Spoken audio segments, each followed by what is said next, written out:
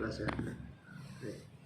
Innal hamdalillah nahmaduhu wa nasta'inuhu wa nastaghfiruh wa na'udzu billahi min shururi anfusina wa min sayyiati a'malina. Man yahdihillahu fala mudilla lahu wa man yudlil fala hadiya lahu. Asyhadu an la ilaha illallah wahdahu la syarika lah wa asyhadu anna Muhammadan 'abduhu wa rasuluh. Allahumma salli ala Muhammad wa ala ali Muhammad kama sallaita ala Ibrahim wa ala ali Ibrahim innaka Hamidum Majid. Ya ayyuhalladzina amanu taqullaha haqqa tuqatih wa la tamutunna illa wa antum muslimun. Ya ayyuhan nasu taqu rabbakumul ladzi khalaqakum min nafsin wahidah wa khalaqa minha zawjaha wa batha minhuma rijalan katsiran wa nisaa'a. Wattaqullaha alladzi tasaaluna bihi wal arham innallaha kana 'alaikum raqiba. Ya ayyuhalladzina amanu taqullaha wa qulu qawlan sadida yuslih lakum a'malakum wa yaghfir lakum dhunubakum wa man yuti'illaha wa rasulahu faqad faza fawzan 'azima. Amma ba'd. Alhamdulillah, puji dan syukur senantiasa kita panjatkan kepada Allah Subhanahu wa taala yang senantiasa melimpahkan nikmat dan karunia kepada kita semuanya. Hingga alhamdulillah pada kesempatan kali ini kita kembali dipertemukan oleh Allah Subhanahu wa taala di dalam majelis, walaupun dalam kondisi yang terbatas, namun kita tetap berharap kepada Allah Subhanahu wa taala agar apa yang kita lakukan ini tetap ditulis oleh Allah Subhanahu wa taala sebagai pemberat timbangan amalan di sisinya, yauma la yanfa'u malun wala banun illa man atallaha biqalbin salim.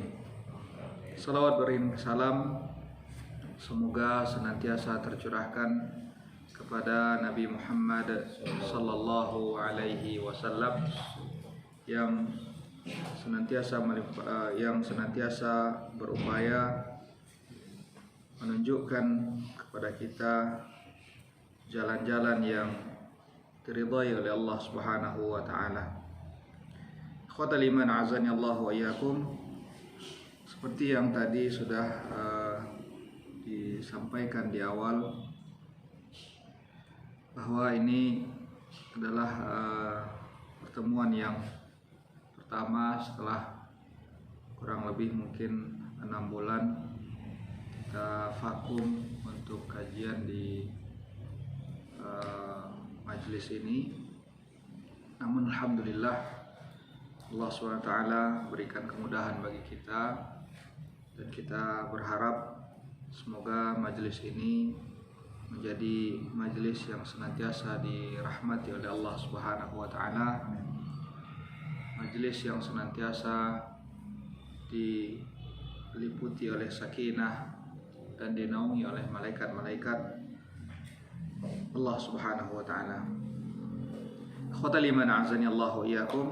Insyaallah taala kita akan memulai pembahasan dari kitab Tadhkiratus Sami' wa Mutakallim, yang mana kitab ini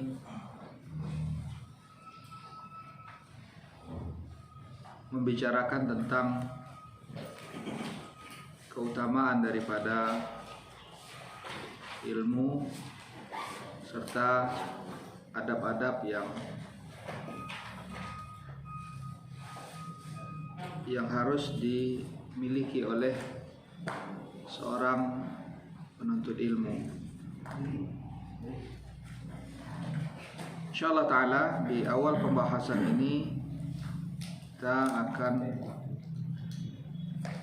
memulai dengan fadlu al-ilm, keutamaan daripada ilmu dan ulama, serta keutamaan belajar serta mengajarkan ilmu tersebut. Allah Subhanahu wa taala berfirman di dalam Al-Quran, di dalam surat Al-Mujadilah ayat 11, Allah Subhanahu wa taala mengatakan, yarfa'illahu alladhina amanu minkum walladhina utul ilma darajat. Allah Subhanahu wa taala akan mengangkat derajat orang-orang yang beriman dan orang-orang yang berilmu di antara kalian. Allah akan tinggikan derajatnya. Di dalam surat Al-Mujadilah ayat 11. Begitu pula dalam ayat lainnya, dalam surat Ali Imran ayat 18, Allah Subhanahu wa taala berfirman, syahidallahu annahu la ilaha illa huwa wal malaikatu wa ulul ilmi qa'iman bil qist la ilaha illa hu.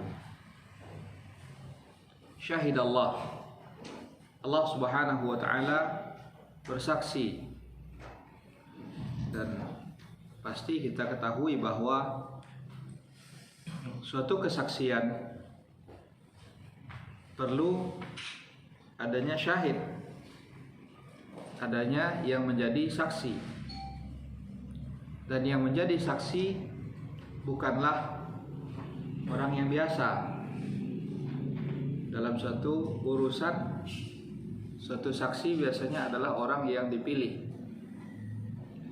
Nah, di sini Allah Subhanahu wa taala memberikan kesaksian atas suatu perkara yang paling penting, yaitu tauhid. Syahidallahu annahu la ilaha illa huwa. Allah bersaksi bahwa tidak ada zat yang berhak untuk diibadahi kecuali hanya Dia semata. Kemudian kata Allah Subhanahu wa taala, wal malaikatu wa ulul ilmi qa'iman bil qist. Begitu pula halnya dengan para malaikat dan ulul ilm, orang-orang yang berilmu. Ini menunjukkan bahwa Allah menggandengkan kesaksian Allah Subhanahu wa taala dengan kesaksian para malaikat dan kesaksian para talibul ilm, para penuntut ilmu dan para ulama, untuk suatu perkara yang sangat penting. Ini dijelaskan oleh Ibnul Qayyim rahimahullahu ta'ala di dalam kitab Miftah Darus Sa'adah. Beliau menjelaskan ini merupakan salah satu tanda keutamaan ilmu dan para ulama, di mana Allah Subhanahu wa taala menjadikan mereka sebagai saksi bersamaan dengan para malaikat Allah Subhanahu wa taala. Dan begitu pula di dalam ayat yang pertama tadi yang kita bacakan, surat Al-Mujadilah ayat 11 tadi, Allah juga menyebutkan bahwa Allah akan mengangkat derajat orang-orang yang beriman dan orang-orang yang berilmu. Dijelaskan oleh Ibnu Hajar rahimahullahu taala, rif'atud darajah di sini, bagaimana seorang ulama itu ditinggikan derajatnya, bagaimana orang-orang yang berilmu itu ditinggikan derajatnya oleh Allah Subhanahu wa taala. Beliau mengatakan bahwa rif'atud darajah di sini bukan hanya di dunia tapi juga di akhirat. Di dunia di mana Allah Subhanahu wa taala perintahkan manusia untuk kembali kepada mereka ketika mendapatkan hal-hal yang tidak mereka ketahui. Allah perintahkan fas'alu ahla dzikri in kuntum la ta'lamun. Kembalilah, bertanyalah kepada ahlu dzikr, yaitu para ulama, ketika kalian tidak mengetahui. Adapun di akhirat mereka akan ditinggikan derajatnya oleh Allah Subhanahu wa taala dengan banyaknya kebaikan-kebaikan yang telah mereka kumpulkan. Coba kita bayangkan ikhwatal iman azani Allah wa iyyakum. Kalaulah kebaikan pahala yang kita kumpulkan itu semata-mata hanya dari ibadah salat, ibadah puasa, ibadah zakat ataupun haji yang kita lakukan, berapalah kebaikan yang dapat kita kumpulkan di sisi Allah Subhanahu wa taala. Karena umur manusia terbatas. A'maru ummati ma baina 70 ila 70 wa aqalluhum man yajuzu dzalik.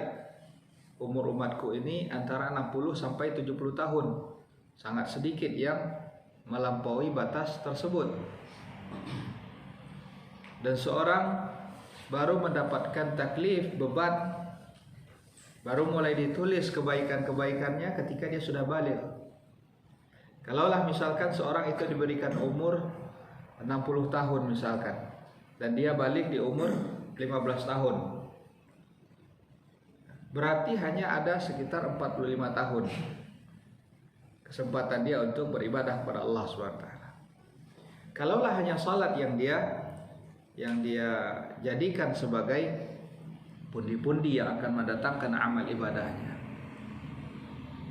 berapa lamakah dia dapat melaksanakan salat? Apalagi kalau sekiranya dia hanya melaksanakan salat fardu saja, yang mungkin rata-rata saat ini kita melaksanakan salat fardu, satu salat itu sekitar 10 menit atau mungkin kurang dari itu. Berarti kalau hanya salat fardu dalam sehari mungkin hanya sekitar 50 menit kita beribadah. Belum lagi salat yang kita lakukan tersebut belum ada jaminan nilainya sempurna di sisi Allah SWT. Bahkan bisa jadi tidak ada nilainya di sisi Allah Subhanahu wa taala. Maka lihatlah bagaimana keutamaan para penuntut ilmu dan mereka yang mengajarkan ilmu. Rasulullah sallallahu alaihi wasallam mengatakan bahwa man dalla ala khairin falahu mithlu ajri fa'ilih. Siapa yang menunjukkan kepada suatu kebaikan, maka dia akan mendapatkan kebaikan serupa. Nah, di sini Bapak Ibu sekalian, dapat kita bayangkan mungkin kalau sekiranya keutamaan ilmu itu hanya diperoleh oleh mereka yang menyampaikan secara langsung, mungkin tidak seberapa yang dapat melakukannya. Tapi lihat di sini Rasulullah SAW mengatakan apa? Man dalla ala khairin. Siapa yang menunjukkan kepada suatu kebaikan, suatu ilmu. Di sini mencakup baik yang menyampaikan secara langsung atau mereka yang berupaya untuk memudahkan agar ilmu tersebut tersalurkan. Baik itu yang menyiapkan sarana dan prasarana atau mereka yang memudahkan jalan bagi orang sehingga dapat hadir di majelis-majelis ilmu. Ini termasuk di dalamnya. Nah, apa ganjaran yang akan mereka dapatkan? Kata Rasulullah SAW, falahu mithlu ajri fa'ilih. Dia akan mendapatkan kebaikan sama seperti kebaikan dari pelakunya. Dapat kita bayangkan sekarang ini kita duduk bersama, mengaji, mempelajari ilmu-ilmu syar'i. Kalau sekiranya nanti ada kebaikan yang kita dapatkan, kemudian kita ajarkan kepada orang lain dan mereka pun mengamalkannya, maka setiap orang yang mengamalkan apa yang telah kita sampaikan tadi, kita akan mendapatkan ganjaran di sisi Allah SWT sama seperti ganjaran yang didapatkan oleh pelakunya. Maka lihat Rasulullah SAW, para sahabat radhiyallahu anhum, para tabi'in, tabi'ut tabi'in, generasi-generasi setelah mereka. Tidak ada satu kebaikan yang kita lakukan saat ini melainkan itu kita ketahui karena apa? Karena mereka menyampaikan. Karena Rasulullah mengajarkan kepada umatnya. Rasulullah mengajarkan secara langsung kepada para sahabat. Begitu pula halnya dengan para sahabat radhiyallahu anhum mengajarkan secara langsung kepada para tabi'in. Dan begitu seterusnya hingga ilmu tersebut sampai kepada kita. Maka setiap orang yang mengamalkan kebaikan, setiap kaum muslimin yang mengerjakan salat fardu, salat 5 waktu, maka pahalanya akan mengalir kepada Rasulullah, akan mengalir kepada para sahabat, akan mengalir kepada para tabi'in, setiap mereka yang memiliki andil tersebarnya ilmu tersebut. Maka semakin banyak kebaikan yang mereka kumpulkan, ini akan semakin meninggikan derajat mereka di sisi Allah Subhanahu wa taala. Bapak Ibu sekalian, kita tidak tahu di antara sekian banyak apa yang kita lakukan, mana di antara kebaikan-kebaikan tersebut yang bernilai di sisi Allah Subhanahu wa taala. Maka sudah seharusnya sebagai seorang mukmin kita tidak menyia-nyiakan satu kesempatan atau sedikit apapun kesempatan yang kita miliki untuk melakukan kebaikan. La tahqiranna minal ma'rufi syai'an walau an talqa akhaka biwajhin talq.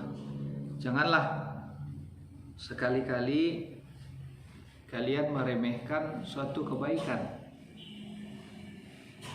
walaupun itu hanya sebatas kita menampakkan muka, raut muka yang ceria di depan saudara kita.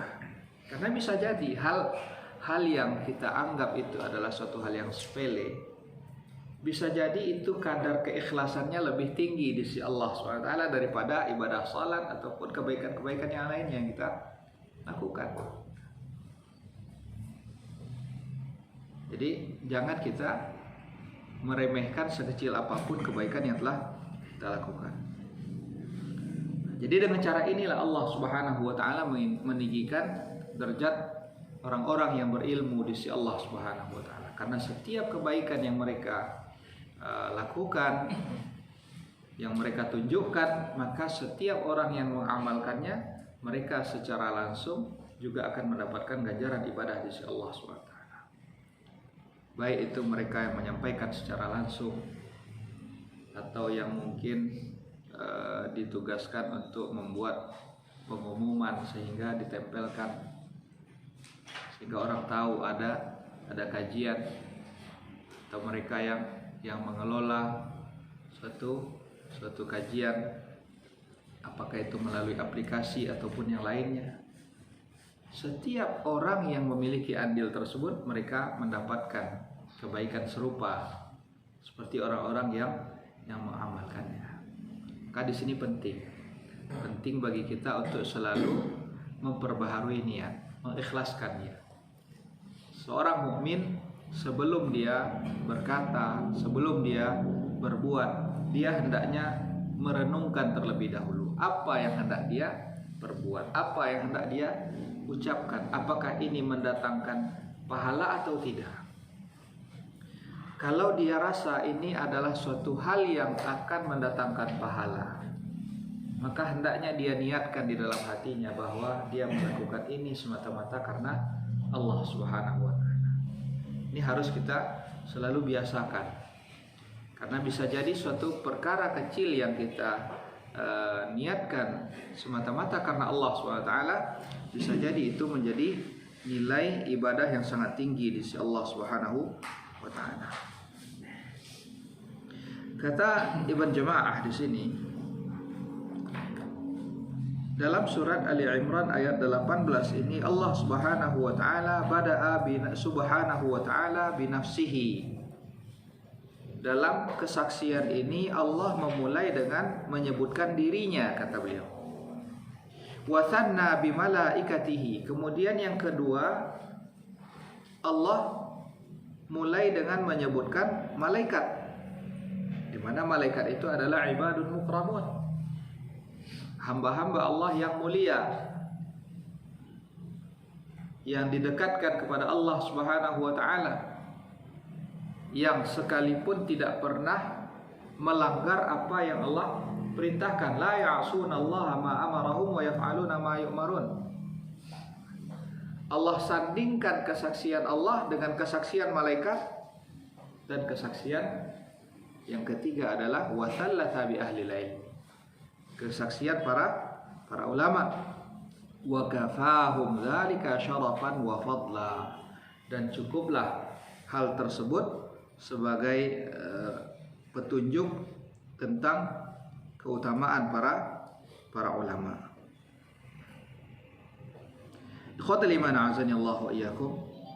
Kemudian Di antara ayat lainnya yang menunjukkan keutamaan ilmu dan para ulama adalah firman Allah Subhanahu wa taala di dalam surat Az-Zumar. Di dalam surat Az-Zumar ayat 9, Allah Subhanahu wa taala berfirman, "Qul hal yastawil ladzina ya'lamuna wal ladzina la ya'lamun." Katakanlah, apakah sama antara orang yang berilmu dengan orang yang tidak berilmu? Jawabannya tentu tidak sama. Ini bukanlah satu bentuk pertanyaan yang butuh kepada jawaban, akan tetapi ini adalah istifham takriri, satu bentuk pertanyaan yang merupakan satu ketetapan bahwa memang tidak sama antara yang berilmu dengan yang tidak berilmu. Begitu pula dalam surat Al-Anbiya ayat 8 dan surat An-Nahl ayat 43, Allah Subhanahu wa taala berfirman, "Fas'alu ahla dzikri in kuntum la ta'lamun."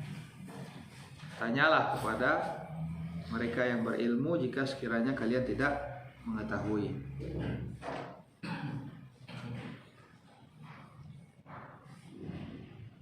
Ikhwatal iman azani Allah wa iyyakum.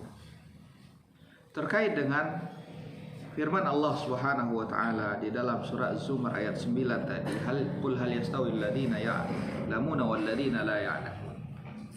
Di sini Ibnu Qayyim rahimahullahu taala,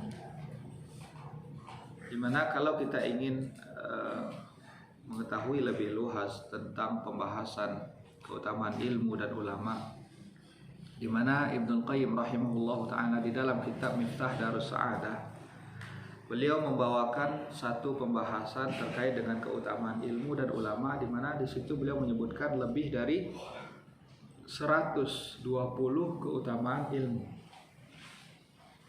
Salah satu hal yang mendasar yang beliau sebutkan yang menunjukkan keutamaan ilmu, Allah membedakan hukum buruan dari anjing yang terlatih dengan anjing yang tidak terlatih. Allah bedakan perlakuan hukum terhadap buruan yang didapatkan oleh anjing yang terlatih dengan anjing yang tidak terlatih. Ini menunjukkan keutamaan ilmu tersebut. Dan begitu pula Allah memuliakan manusia lebih daripada malaikat juga dengan apa? Dengan ilmu.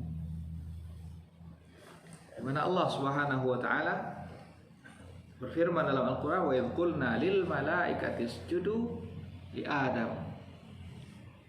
Dan ingatlah ketika kami perintahkan malaikat untuk bersujud kepada Nabi Adam alaihissalam. Kenapa Allah muliakan Nabi Adam alaihissalam atas malaikat? Bagaimana Allah menunjukkan kemuliaan, kelebihan dari Nabi Adam alaihissalam atas para malaikat?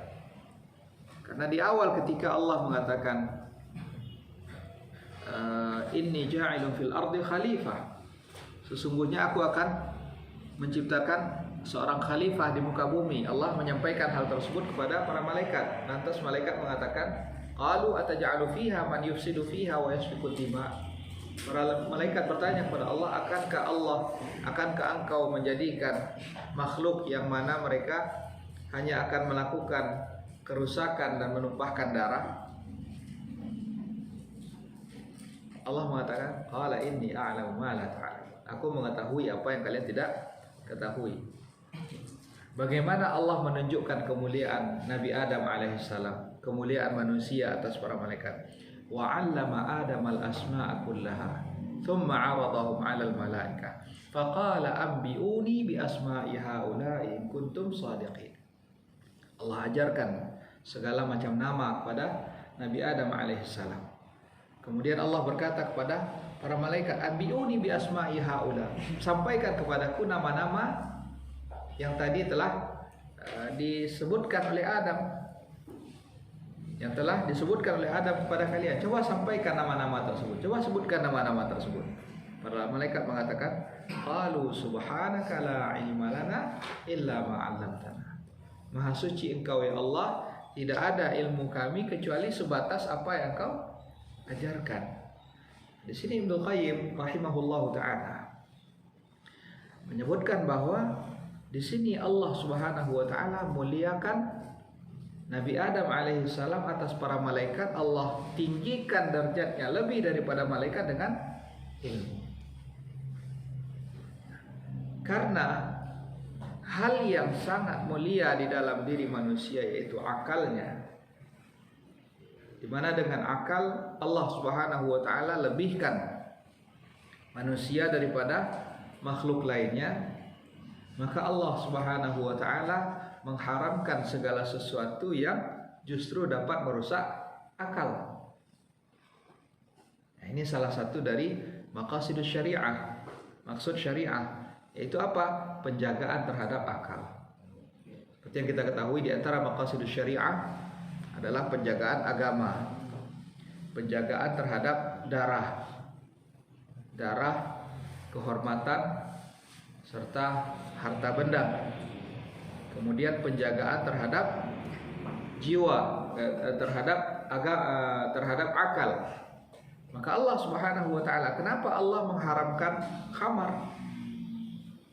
Karena khamar tersebut akan merusak akal pikiran manusia. Khamar di sini bukan hanya terbatas kepada yang sifatnya cair saja, tapi bisa juga yang padat.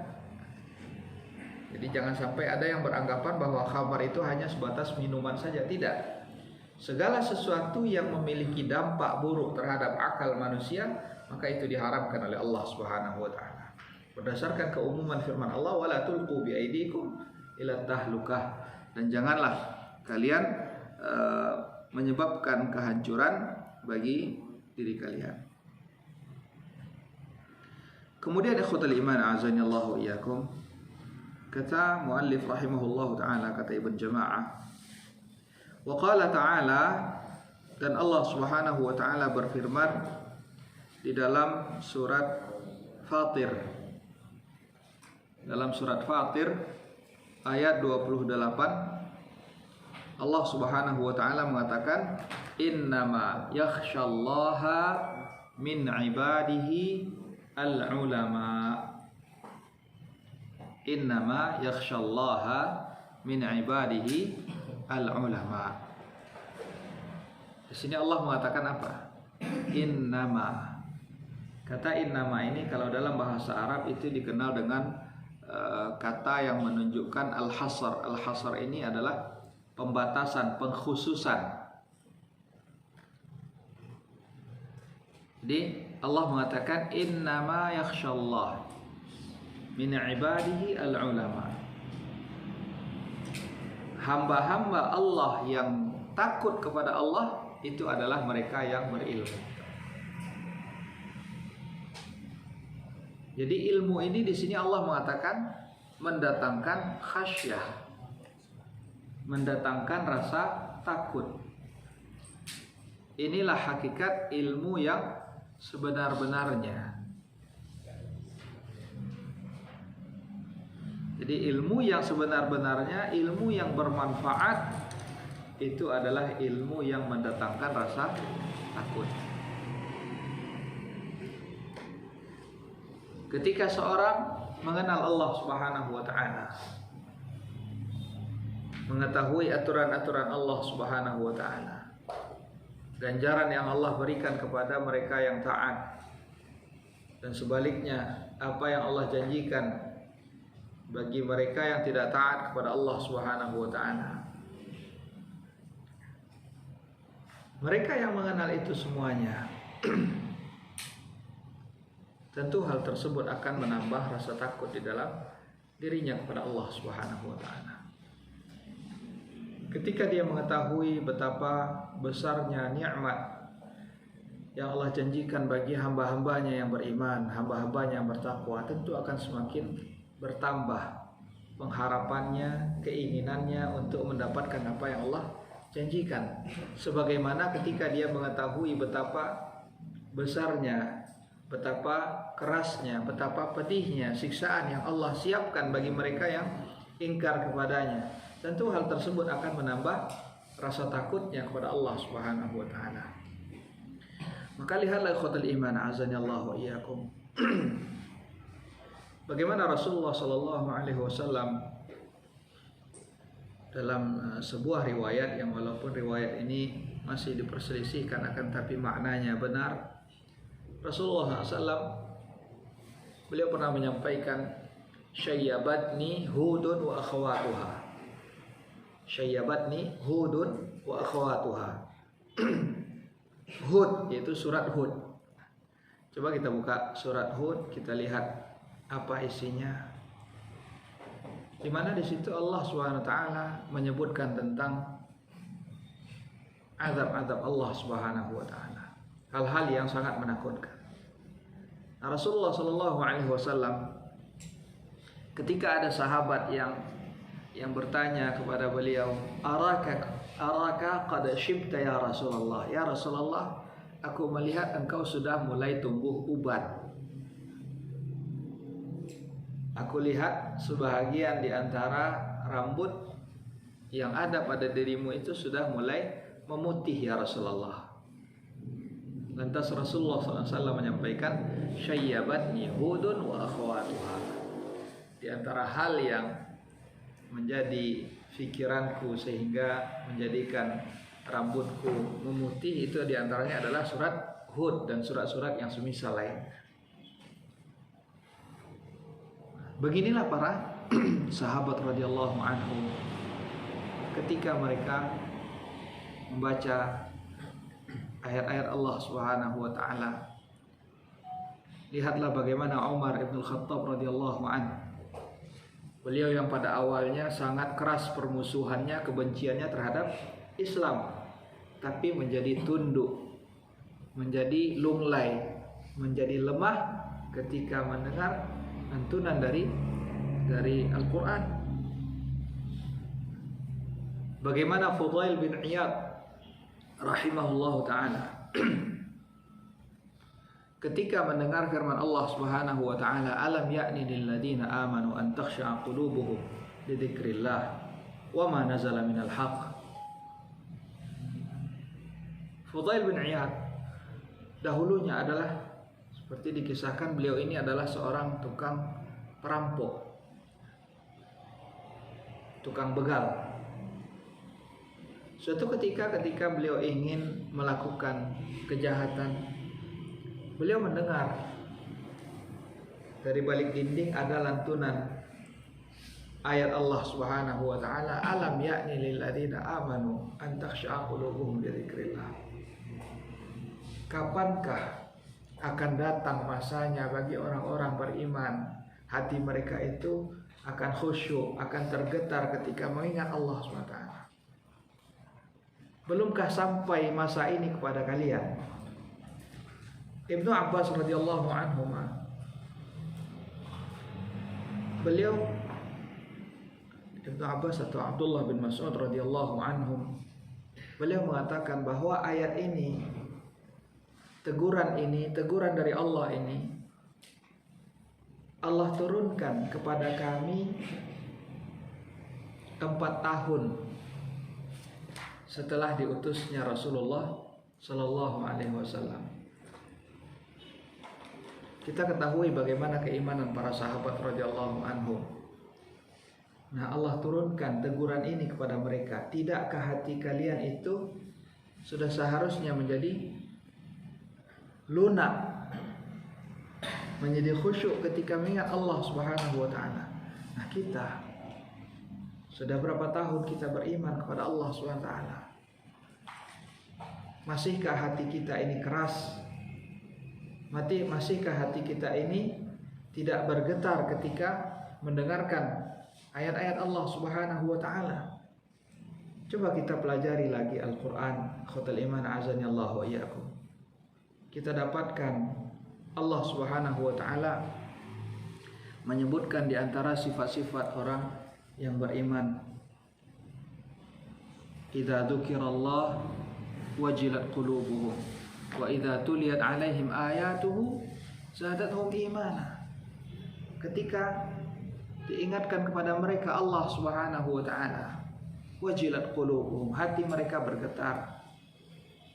Wa idza tuliyat 'alaihim ayatuhu, ketika dibacakan kepadanya ayat-ayat Allah Subhanahu wa taala, zadatuhum imana, justru itu menambah keimanan mereka. Nah, di sini Allah sebutkan ciri-ciri orang beriman. Adakah kita merasakan hal tersebut di dalam diri kita, ikhwatul iman? Kalau kita belum merasakan hal tersebut, maka ini perlu menjadi perhatian khusus bagi diri kita. Satu hal yang patut kita khawatirkan, jangan-jangan kita belum termasuk ke dalam golongan orang-orang yang beriman kepada Allah Subhanahu wa taala. Jadi di sini di dalam surat Fatir ayat 28 tadi Allah SWT menyebutkan bahwa hamba-hamba Allah yang takut kepada Allah itu adalah para ulama, mereka yang berilmu.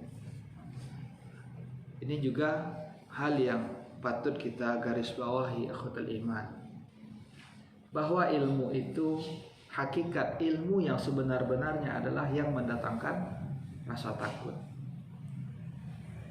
Walaupun banyak hadis yang dia hafal, walaupun dia telah hafal Al-Quran secara keseluruhan, tapi selama itu tidak mendatangkan rasa takut di dalam dirinya, maka itulah bukanlah ilmu yang bermanfaat. Justru itu bisa jadi seperti apa yang disampaikan oleh Rasulullah SAW, wal Qur'anu hujjatun laka aw alai. Al-Quran ini bisa jadi menjadi hujjah, argumen yang akan menguatkan kita di hadapan Allah. Begitu pula sebaliknya, Al-Quran ini juga menjadi hujjah, menjadi bumerang yang akan membinasakan kita nantinya. Ketika Allah pertanyakan nanti, bukankah engkau membaca ini, tapi kenapa engkau mengamalkan sebaliknya? Itu menjadi hujjah atas dirinya di sisi Allah Subhanahu wa taala. Kemudian kata Ibn Jama'ah rahimahullahu taala, فاقتضت الآيتان أن العلماء هم الذين يخشون الله تعالى. Dua ayat ini atau ayat dalam surat Fatir tadi menunjukkan bahwa para ulama mereka lah yang takut kepada Allah Subhanahu wa taala. Wa annal ladzina yakhshawna Allah taala hum khairul bariyah. Dan mereka yang takut kepada Allah, merekalah manusia yang terbaik. Sebagaimana Allah Subhanahu wa taala berfirman, ulaika hum khairul bariyah. Mereka itu adalah sebaik-baiknya manusia. Dan Allah juga mengatakan, dzalika liman khasyiya rabbah. Ini menunjukkan apa? Menunjukkan bahwa para ulama adalah mereka yang takut kepada Allah Subhanahu wa taala, dan mereka ini adalah sebaik-baik manusia.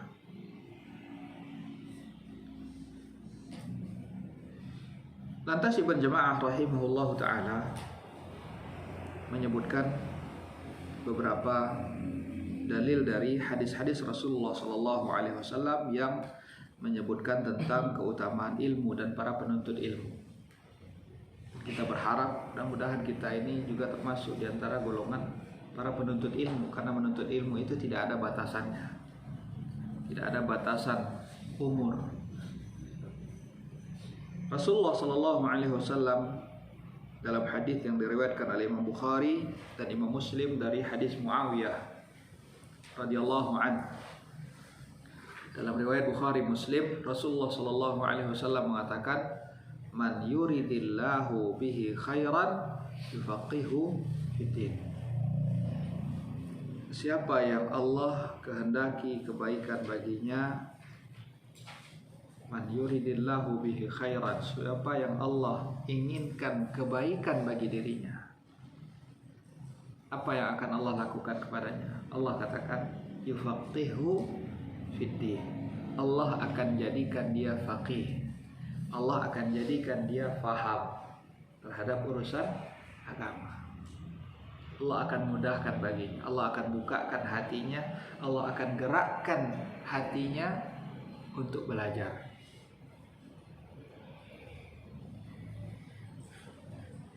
Ini satu berita gembira. Kalau kita masih senang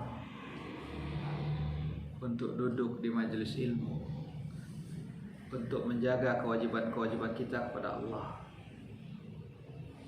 hadiri salat 5 waktu secara berjamaah, hadir di majelis-majelis ilmu, maka berbahagialah. Bisa jadi ini adalah berita gembira. Bisa jadi ini adalah petunjuk Allah SWT masih inginkan kebaikan bagi diri kita. Nah, jangan sampai ada pula nanti ungkapan, saya nggak usah lah banyak-banyak menuntut ilmu. Semakin banyak yang diketahui, nanti semakin banyak pula yang dilanggar. Jangan. Justru ini adalah satu kebaikan yang Allah janjikan. Man yuridillahu bihi khairan yufaqihu fiddin. Begitu pula dalam hadis lainnya dari Muawiyah radhiyallahu an, hadis yang diriwayatkan oleh Al-Imam Al-Bukhari rahimahullahu taala, di mana Rasulullah sallallahu alaihi wasallam mengatakan, al-ulama'u warathatul anbiya. Para ulama itu adalah pewaris para nabi. Bapak Ibu sekalian, kita coba bertanya, yang mendapatkan warisan itu siapa? Ahli waris. Ahli waris itu siapa? Orang yang memiliki hubungan dekat atau yang memiliki hubungan jauh? Orang yang memiliki hubungan dekat. Dan di sini Rasulullah Shallallahu Alaihi Wasallam menyebutkan ulama, mereka yang berilmu itu adalah pewaris para nabi. Ini menunjukkan apa? Kedekatan hubungan mereka.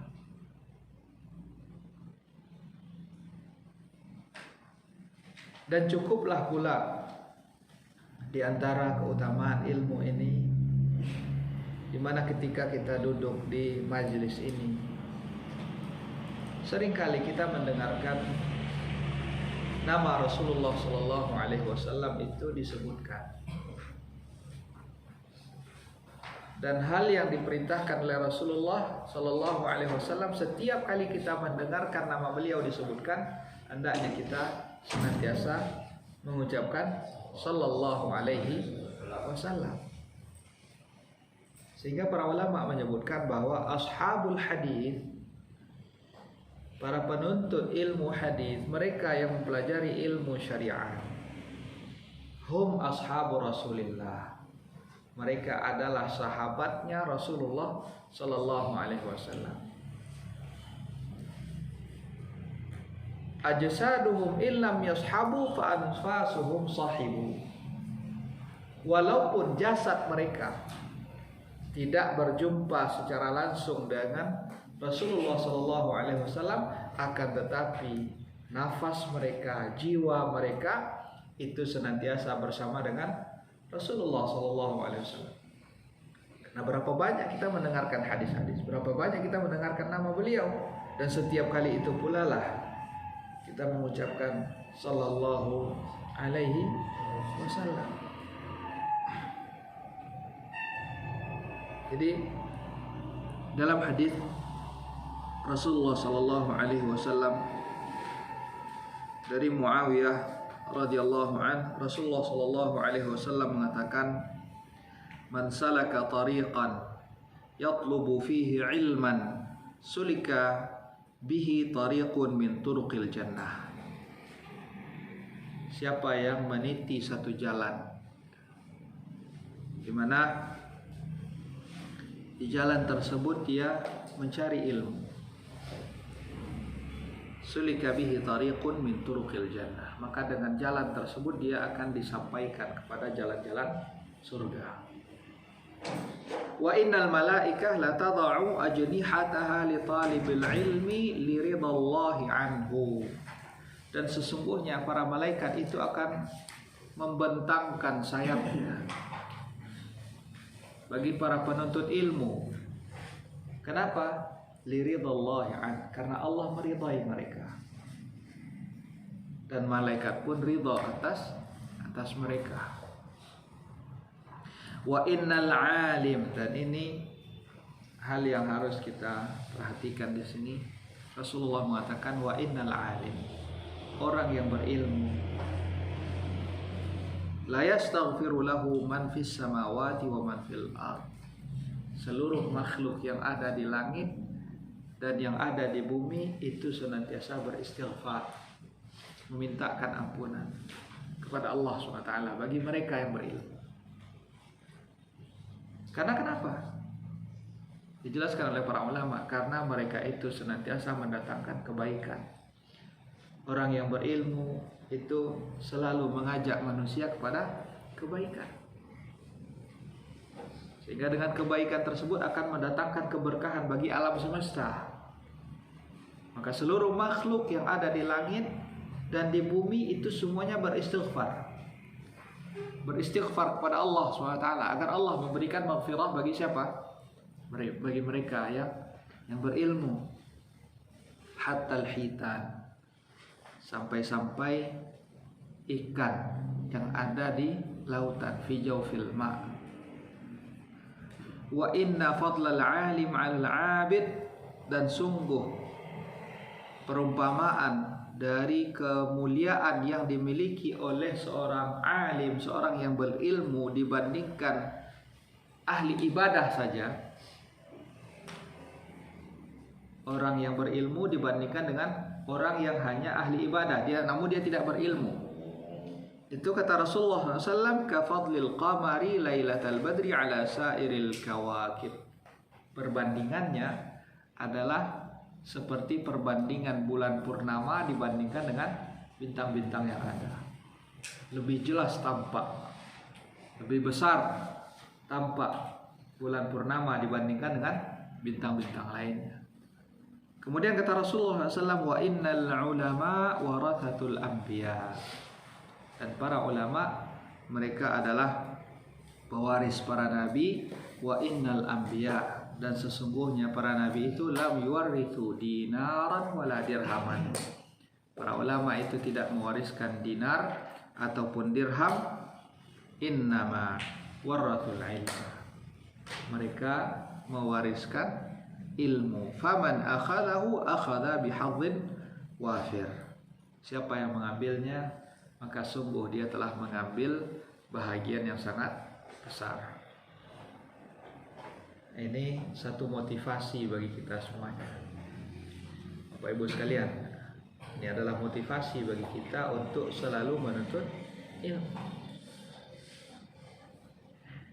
Menuntut ilmu dapat kita lakukan di mana saja, apalagi saat ini sarana dan media itu sudah sangat mudah sekali, sangat maju sekali, sehingga contohnya seperti saat ini, walaupun jarak kita berjauhan, tapi kita masih dapat mengikuti kajian ini secara langsung. Ini adalah satu bentuk kemudahan yang diberikan oleh Allah Subhanahu wa taala. Dan hendaknya segala kemudahan ini kita pergunakan dalam rangka mendekatkan diri kita kepada Allah SWT. Karena tidak ada satupun dari nikmat yang kita dapatkan melainkan itu nanti akan dipertanyakan di sisi Allah. Maka alangkah bahagianya orang-orang yang ketika dia ditanya oleh Allah Subhanahu wa taala, dia menyampaikan bahwa segala sesuatu nikmat yang dia dapatkan itu selalu dia pergunakan di jalan Allah Subhanahu wa taala. Kemudian kata Ibn Jamaah di sini, wa'lam, dan ketahuilah, annahu la rutbata fawqa rutbati man tashtaghilu al-malaikatu wa ghairuhum bil istighfari wad du'a lahu wa tad'u lahu ajnihataha. Ketahuilah bahwa tidak ada derajat yang lebih tinggi didapatkan oleh orang daripada derajat yang menyebabkan para malaikat itu menyibukkan diri mereka dengan beristighfar kepada Allah SWT bagi pelakunya, yaitu para penuntut ilmu. Ini menunjukkan bahwa ini adalah satu posisi yang sangat mulia, satu posisi yang sangat tinggi, di mana para malaikat sibuk beristighfar kepada Allah SWT bagi mereka. Makanya seperti yang telah kita sampaikan terdahulu, Imam Ahmad rahimahullah ta'ala, beliau pernah menyampaikan bahwa al-ilmu la ya'diluhu syai'un idza sahhat niyatuhu.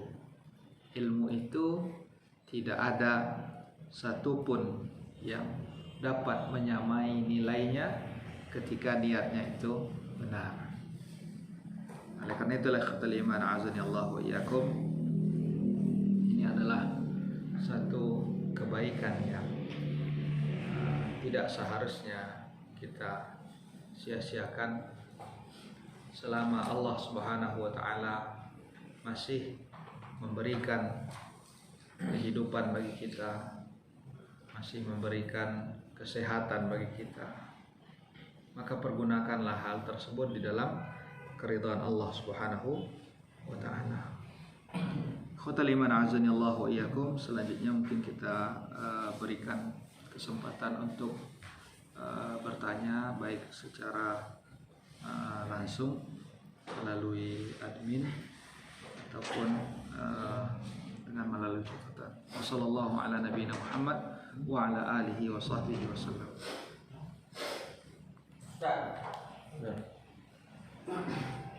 Apakah bedanya orang yang berilmu dengan ahli ibadah, Ustaz?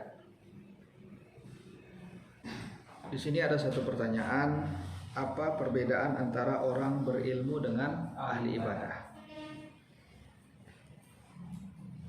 Rasulullah Shallallahu Alaihi Wasallam beliau pernah menyampaikan, innahu kana fi man kana qablakum rajulun qatala 99 nafsa. Dahulu sebelum kalian ada seorang yang sudah membunuh 99 orang. Ini satu hal yang sangat sangat besar di sisi Allah. Jangankan 99, satu orang saja yang dibunuh itu, terbunuhnya seorang mukmin itu lebih berat di sisi Allah SWT daripada hilangnya dunia beserta isinya. Nah, ini 99 yang sudah dia bunuh. Nah, orang yang membunuh ini dia bertanya siapa yang paling berilmu. Dia ingin, ada hal yang ingin dia tanyakan. Maka ditunjukkanlah dia kepada seorang yang ahli ibadah saja. Dia bertanya, hal min taubah, bisakah aku bertaubat kepada Allah?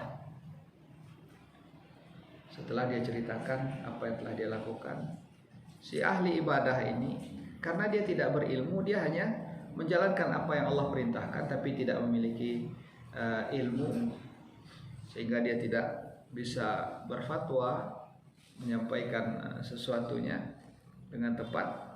Dia hanya membandingkan bagaimana kondisi dia dengan apa yang telah dilakukan oleh orang ini. Dia hanya mengetahui bahwa pembunuhan adalah dosa besar dan ini sudah 99, maka dia mengatakan, kamu tidak bisa lagi bertaubat, Allah tidak akan mengampuni dirimu. Apa yang terjadi? Faqatalahu fakammala bihi mi'ah.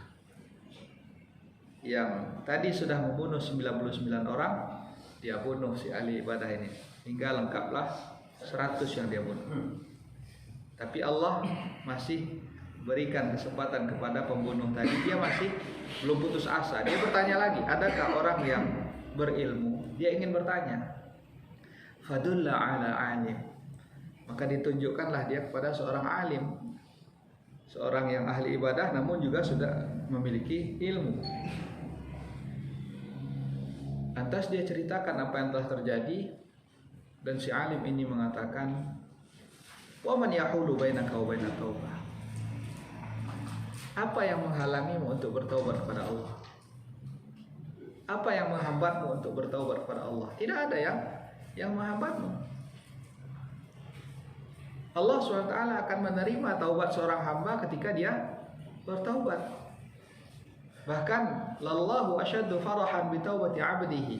Sungguh Allah itu sangat gembira ketika hambanya itu bertaubat kepadanya. Kegembiraan Allah itu lebih daripada kegembiraan seorang yang sedang dalam perjalanan di padang pasir di atas untanya, lantas untanya ini kabur membawa seluruh bekal makanannya, tinggal dia sendiri di padang pasir. Ketika dalam kondisi demikian, tiba-tiba untanya datang lagi, masih lengkap membawa bekal makanan dan minuman. Saking girangnya orang ini sampai-sampai dia mengatakan apa? Allahumma anta abdi wa ana rabbuk. Ya Allah, sungguhnya engkau adalah hambaku dan aku adalah Rabb. Nah, Rasulullah mengatakan Allah lebih gembira lagi daripada kegembiraan orang tersebut. Jadi si alim ini berkata, tidak ada halangan bagimu untuk bertaubat. Selama engkau ingin bertaubat, Allah membuka pintu taubat. Namun kata si alim ini, yang membuat engkau senantiasa terjatuh kembali kepada keburukan-keburukan tadi adalah apa? Walakinna ardaka ardasu. Lingkunganmu, tempat tinggalmu itu adalah tempat tinggal yang buruk. Lingkungannya selalu mempengaruhi dia sehingga terjatuh lagi ke dalam kesalahan yang serupa. Jadi kalau kita ingin bertaubat, benar-benar kita jauhi segala sesuatu yang justru akan menjerumuskan kembali kita pada kesalahan tersebut. Tinggalkan segala sesuatu yang justru akan mengajak lagi kita kepada kesalahan serupa. Dia sebutkan walakinna ardaka ardasu. Pergilah engkau, idhab ila ardi fulan fa inna biha unasun salihun fa'budillaha ma'ahum. Pergilah kamu ke wilayahnya si fulan di mana di situ banyak terdapat orang-orang saleh, beribadahlah engkau kepada Allah bersama dengan mereka. Lihat, di sini si alim ini karena ilmu yang dia miliki bahwa Allah itu menerima taubat seorang hamba, dia katakan kepada orang ini, tidak ada halangan untukmu bertaubat. Allah tidak menutup pintu taubat. Selama Allah masih buka, engkau masih memiliki kesempatan untuk bertaubat. Dan yang lebih baik kata beliau adalah pergi ke tempat berkumpul bersama orang-orang saleh. Beribadahlah engkau kepada Allah SWT bersama dengan mereka. Hingga akhirnya apa? Dia tinggalkan tempatnya, menuju ke tempat yang tadi telah ditunjukkan. Di tengah jalan dia meninggal dunia. Saat itu malaikat rahmat dan malaikat azab itu berselisih. Malaikat rahmat mengatakan bahwa orang ini menuju ke tempat kebaikan. Dia ingin bertaubat kepada Allah SWT. Tapi malaikat azab yang lainnya mengatakan bahwa orang ini belum pernah sekalipun melakukan kebaikan, sehingga akulah yang lebih berhak. Sehingga apa yang terjadi? Kemudian Allah Subhanahu wa taala sampaikan kepada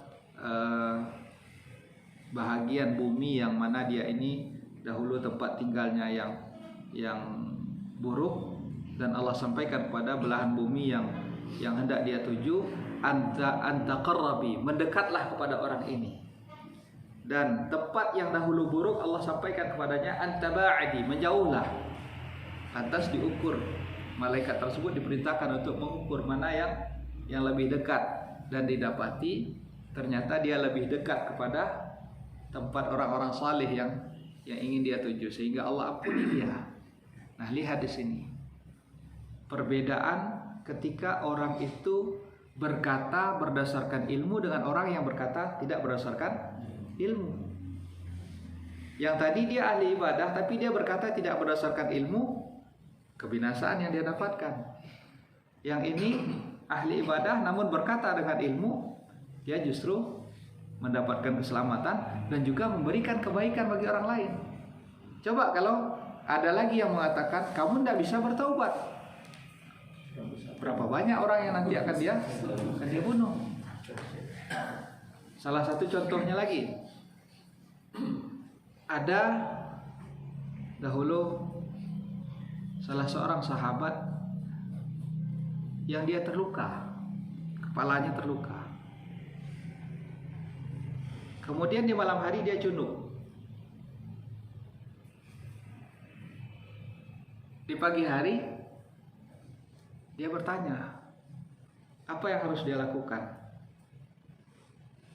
Mandi atau bagaimana? Karena dia junub. Ada yang berkata kepadanya, kamu harus mandi. Apa yang dia lakukan? Ya sudah, akhirnya dia mandi, dia siram lukanya. Yang akhirnya apa? Karena kepalanya itu luka, akhirnya menyebabkan kematiannya. Rasulullah SAW mengatakan apa? Beliau menyampaikan apa? Qatalu, sungguh mereka yang tadi menunjukkan kepada orang ini untuk mandi itu mereka sudah membunuhnya, kata Rasulullah. Lihat, ini salah satu dampak buruk dari berkata tanpa ilmu. Wallahu ta'ala. Ya, mungkin dari Vino mungkin ada pertanyaan. Ya.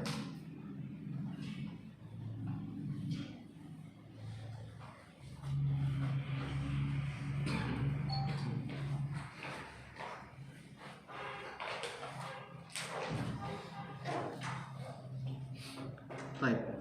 Barakallahu fiikum. Di sini ada satu pertanyaan. Bagaimana sikap kita terhadap sebahagian orang yang masih menganggap bahwa ibadah itu lebih utama daripada menuntut ilmu? Kita sampaikan kepadanya bahwa menuntut ilmu itu adalah ibadah yang sangat mulia.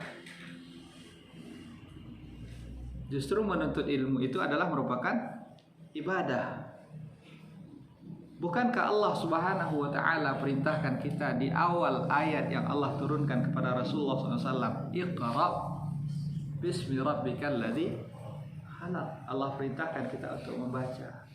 Allah perintahkan kita untuk belajar. Ini menunjukkan bahwa itu adalah merupakan ilmu. Belajar ini adalah merupakan ibadah. Nah, sekarang bagaimana kita dapat menjalankan ibadah dengan benar sehingga ibadah itu dapat diterima kalau kita tidak belajar?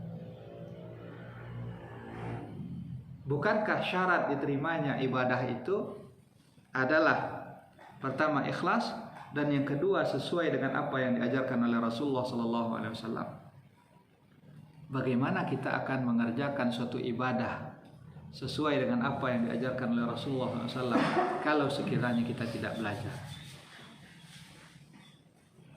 Nah, jadi ini hal yang perlu dipahami, bahwa ibadah itu bukan sebatas yang kita kenal hanya salat, puasa, zakat, haji saja. Namun ibadah itu sebagaimana yang dikatakan oleh Syekhul Islam Ibn Taimiyah rahimahullah ta'ala, ibadah itu adalah merupakan ismun jami'un lima yuhibbullahu wa yardah. Suatu penamaan yang mencakup segala sesuatu yang diridai dan dicintai oleh Allah Subhanahu wa ta'ala, baik itu perkataan ataupun perbuatan. Nah, apa indikasi bahwa itu adalah satu hal yang diridai oleh Allah? Indikasinya bisa jadi Allah menyebutkan innallaha yuhibbu at-tawwabin wa yuhibbul mutatahhirin. Allah menyebutkan innallah yuhibbu, Allah mencintai. Bisa jadi indikasinya Allah perintahkan untuk mengerjakan hal tersebut, seperti aqimus shalah wa atuz zakah. Ketika Allah perintahkan, ini merupakan indikasi bahwa Allah mencintainya, menyukainya. Bisa jadi indikasinya dengan apa? Allah sebutkan pelakunya mendapatkan pahala, ganjaran. Nah, ini juga indikasi bahwa perbuatan itu disukai oleh Allah Subhanahu wa ta'ala. Bisa jadi indikasinya hal tersebut dicintai oleh Allah SWT ketika Allah menyebutkan kelebihannya. Seperti tadi dalam ayat yang sudah kita bacakan, qul hal yastawil ladzina ya'lamuna wal ladzina la ya'lamun, adakah sama antara orang yang berilmu dengan yang tidak berilmu? Ini adalah indikator-indikator yang menunjukkan bahwa perbuatan tersebut adalah perbuatan yang dicintai oleh Allah Subhanahu wa taala. Dan telah banyak sekali perkataan para ulama yang menyebutkan bahwa menuntut ilmu itu adalah min afdali al-qurbat. Min afdal al-qurbat. Satu bentuk ibadah yang paling utama, yang paling agung. Bisa dilihat di dalam kitab Miftah Darus Sa'adah Ibnu Qayyim rahimahullah taala, di situ banyak sekali menyebutkan bahwa menuntut ilmu itu adalah min ajallil qurbat, di antara bentuk ibadah yang paling besar. Wallahu taala a'lam. Nah. Assalamualaikum warahmatullahi wabarakatuh. Waalaikumsalam warahmatullahi wabarakatuh. Dari yang takbir ulama itu disuarakan disebutkan dari arkan suara kafir, yaitu para makhluk yang bergerak dan bernyawa dan hewan ternak, ada yang warnanya dan jenisnya. Di antaranya adalah hamba-hamba Allah yang takut kepadanya, hanyalah para ulama. Ya, kita ketahui, kita yang ulama itu kita sudah tahu orang memberikan nasihat. Kita yang umum ini bagaimana mengaplikasikan kita takut kepada Allah. Baik, barakallahu fikum. Di sini ada satu pertanyaan terkait dengan firman Allah dalam surah Fatir tadi, innama yakhsyallaha min ibadihi al-ulama, yang takut kepada Allah SWT dari hamba-hambanya adalah para ulama. Bagaimana kita dengan kita yang mungkin kita belum sampai kepada tingkatan para ulama? Ini yang perlu kita garis bawahi tadi, bahwa para ulama di sini seperti yang tadi sudah kita tegaskan, bukanlah terbatas hanya kepada yang menyampaikan saja. Ulama itu tolak ukurnya bukan selalu dari dia hafal Al-Quran ataupun hafal hadis-hadis Nabi SAW. Akan tetapi mereka yang beramal dengan ilmu yang mereka miliki, ilmu yang mereka miliki itu semakin menambah takutnya kepada Allah. Mereka lah para ulama. Walaupun memang di sini ulama itu bertingkat-tingkat, ada yang keilmuannya lebih, ada yang keilmuannya tidak seberapa.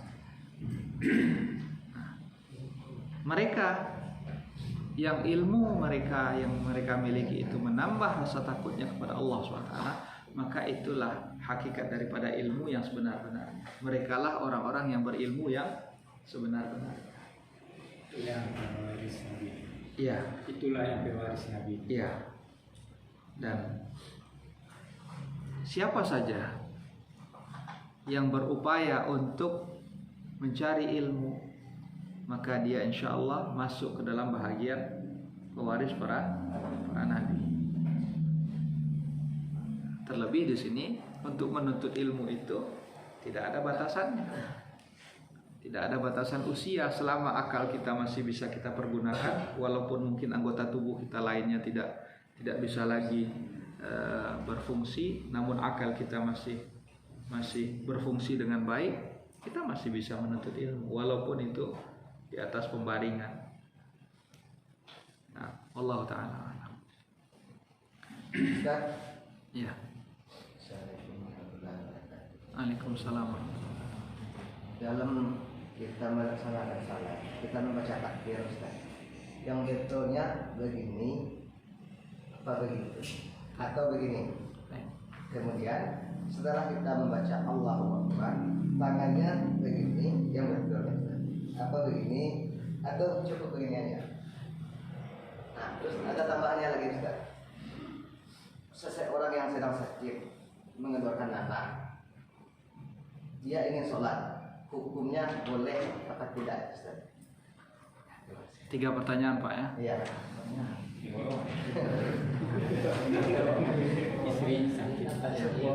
Baik, barakallahu fikum. Di sini ada satu pertanyaan terkait dengan tata cara salat. Iya. Pertama, tata cara takbir, posisinya apakah tangan itu Iya. seperti ini atau seperti ini? Iya.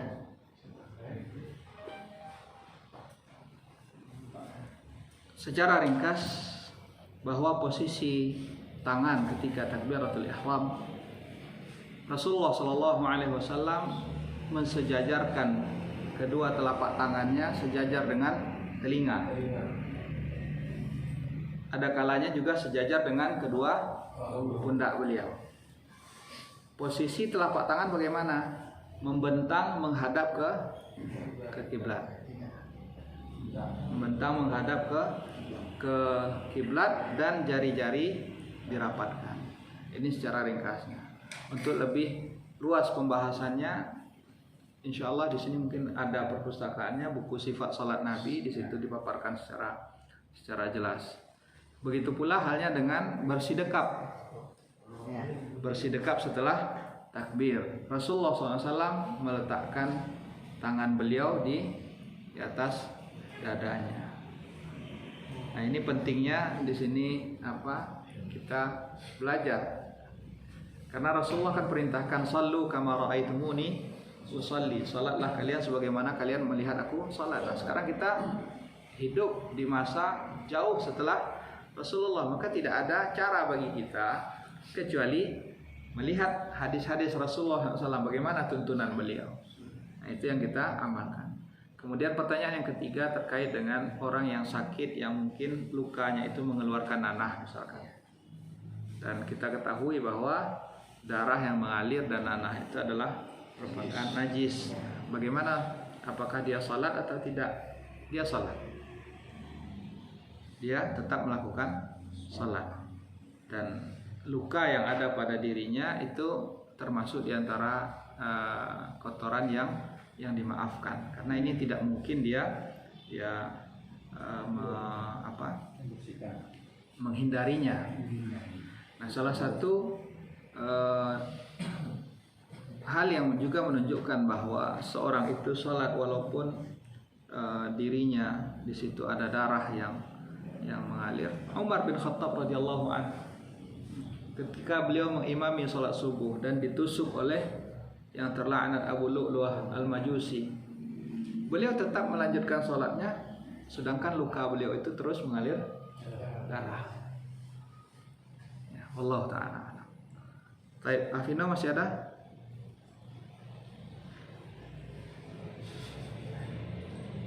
Atau mungkin sudah selesai?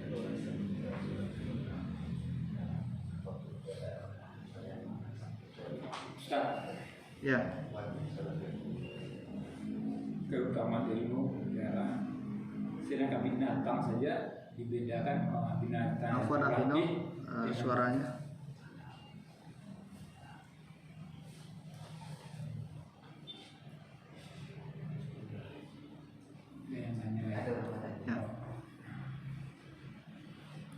Ya.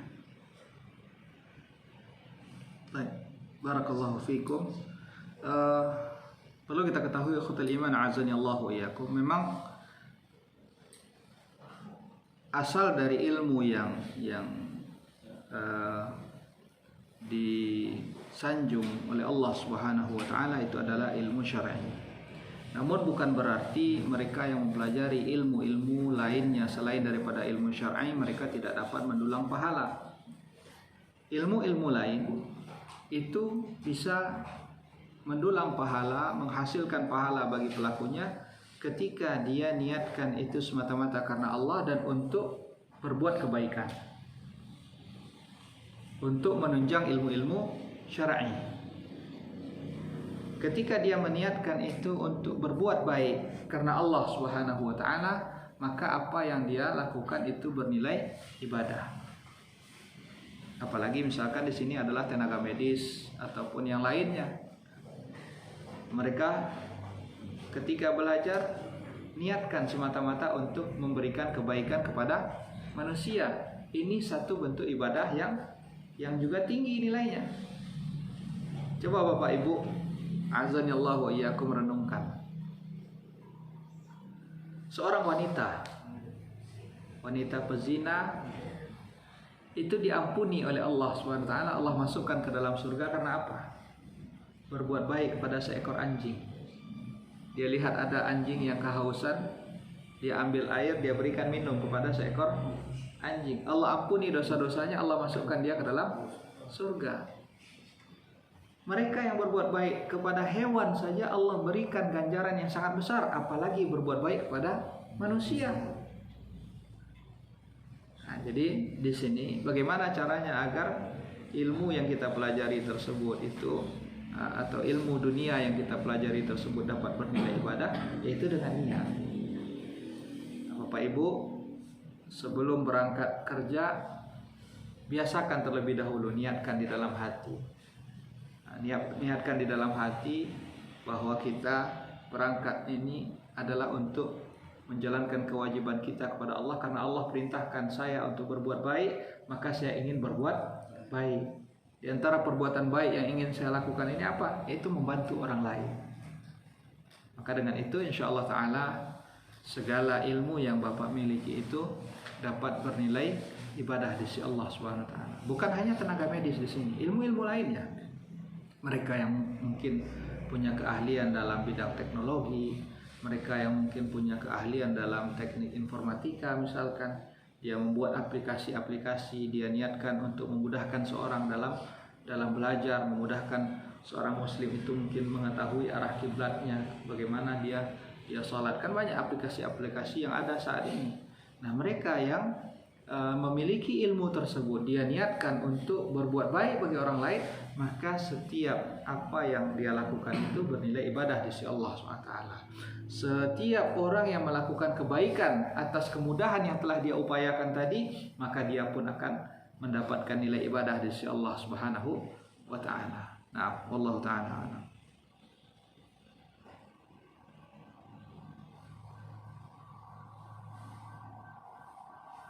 Baik.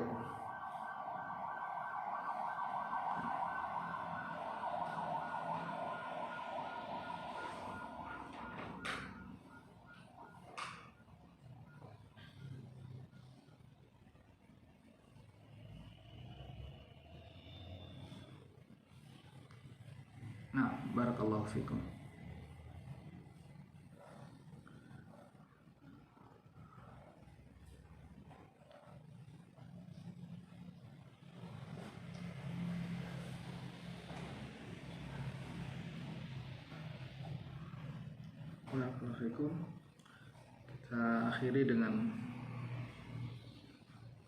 Kita akhiri dengan doa kafaratul majlis. Subhanakallahumma bihamdik, asyhadu an la ilaha illa anta, astaghfiruka wa atubu ilaik.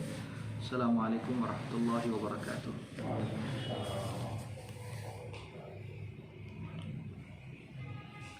Resmi selesai. Ada yang nanya? Ini nana resmi lah. Yang itu yang pakai itu selesai. Oh, Yang langsung nggak kita belakang. Oh iya.